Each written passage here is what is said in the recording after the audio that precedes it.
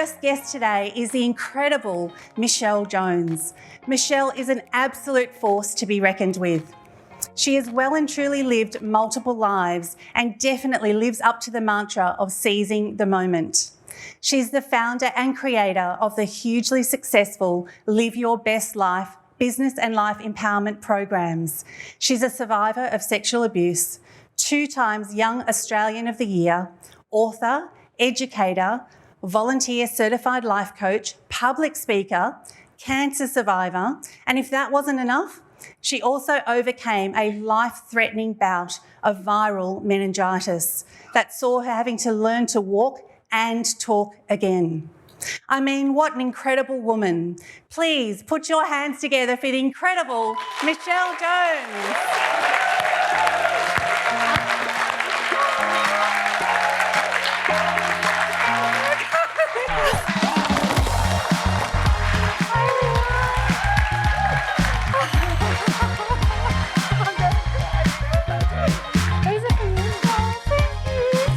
Come to your girlfriend's house, you have to bring flowers and champagne. Flowers and champagne. Oh, thank you so much. Oh, they're gorgeous. Thank you. Wow. This is you. This is you. Oh, Michele, there is so much we have to talk about.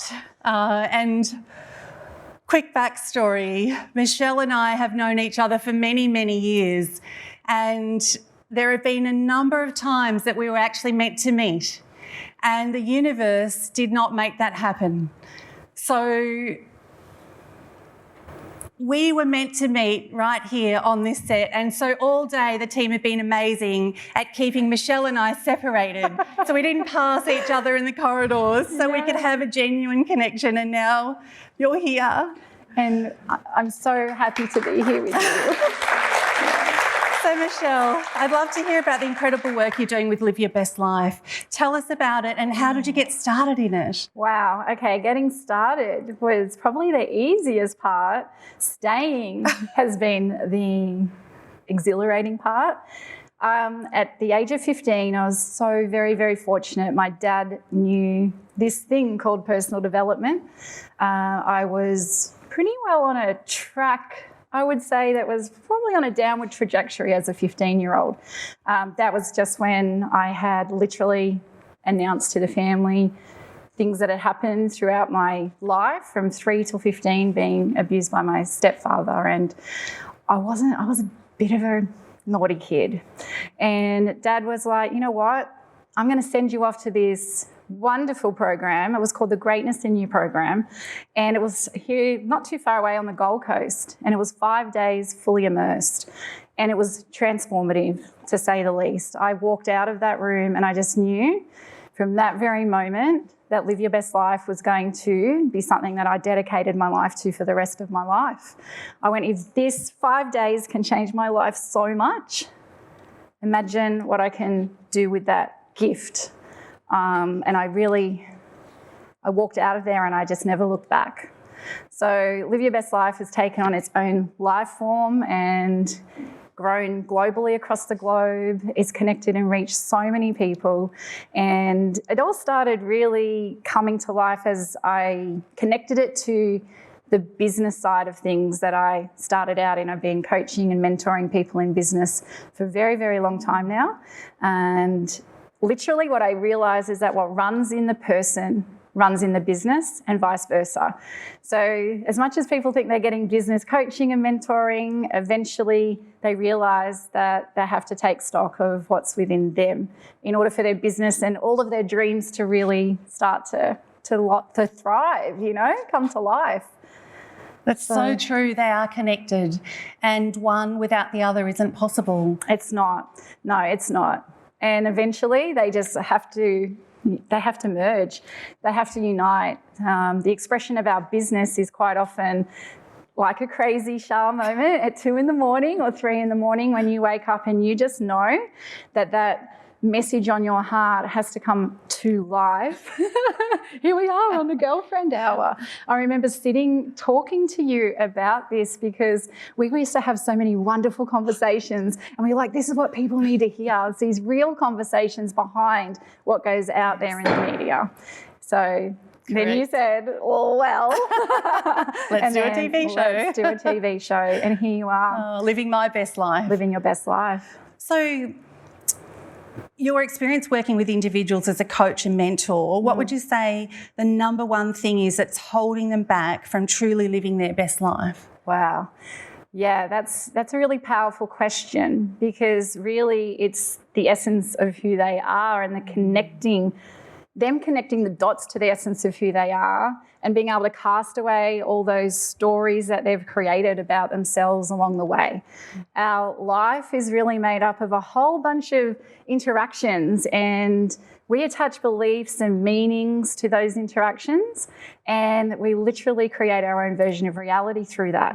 So the biggest hurdle I find is people actually being able to either believe that they're worth it, that they're worthy, that they can truly live their best life. And I was listening to your intro just backstage, and I was like, you know what it is? It's being able to understand that they can be their own hero. Because you say about the car in the driveway, I often say that, you know, you're not really going to hurt yourself too much if you're just lazing about on the couch.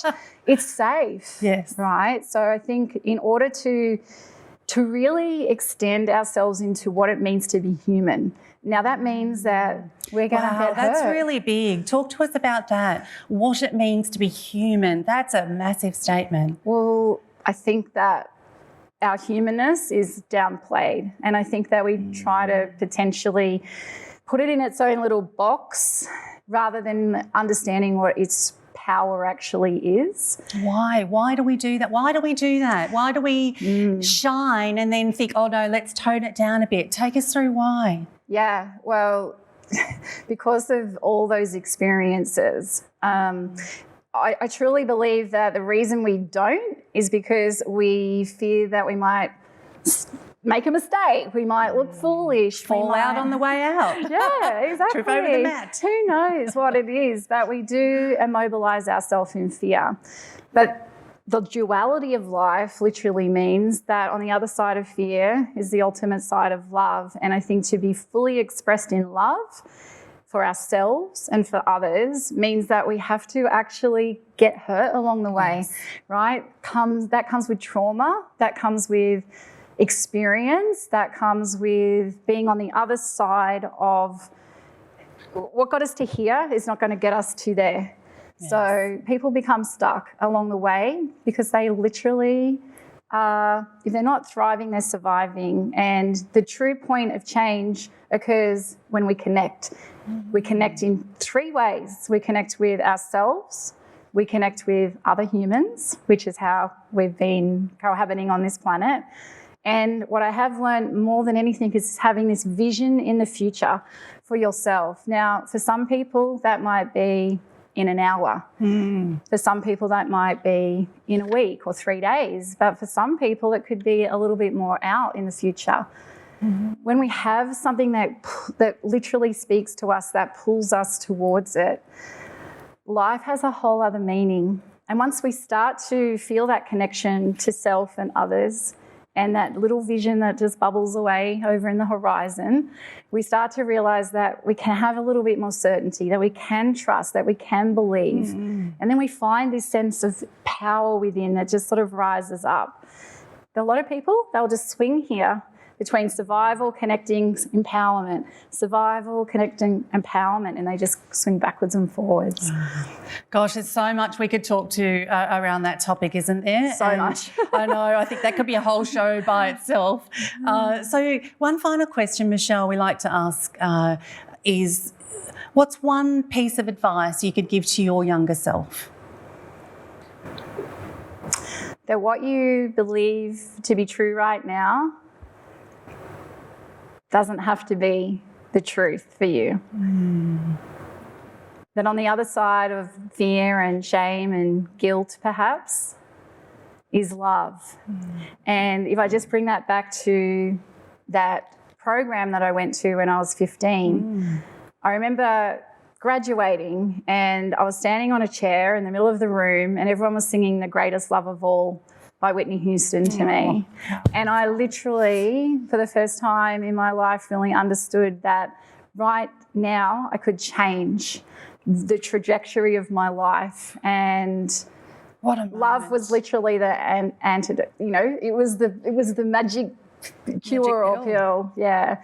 And up until then, I don't think I'd really understood that concept. And when we can bring that concept back into the core of who we truly are and let that emanate out, that's what life is about, is that connection force that allows us to reach the oneness of the universe, right? And otherwise we feel like we're quite alone. Gosh. So I would say to my younger self, go on your hero's journey and accept the call to adventure and do not look back. Just go through the chaos, enjoy all the mess, and on the other side of that, you'll have your own elixir and it will be your own best life, and whatever that means to you. I think the biggest thing that really resonates with me right now in these times is we know the day that we're born and it's measured on our first breath. Right? But none of us actually know the day that we're going to take our last. And so it's that dash in between that is symbolic of our life. So that's why Live Your Best Life means so much to me, because it's the expression of what your best life is. And whatever that means to you, that becomes your dash. So that's so profound. Oh my gosh, we could talk to you all day.